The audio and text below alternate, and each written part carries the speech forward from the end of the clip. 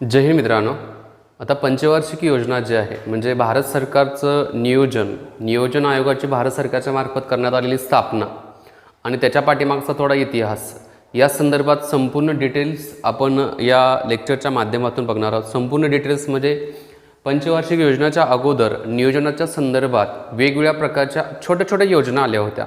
मग ती विश्वेश्वरय्या यांची योजना असेल, त्याचबरोबर त्याच्यानंतर फिक्कीची योजना असेल, काँग्रेसचा प्लॅन असेल, मुंबई योजना असेल, त्याच्यानंतर गांधी योजना असेल, त्याच्यानंतर आहे ते जनता योजना असेल, सर्वोदय योजना आहे.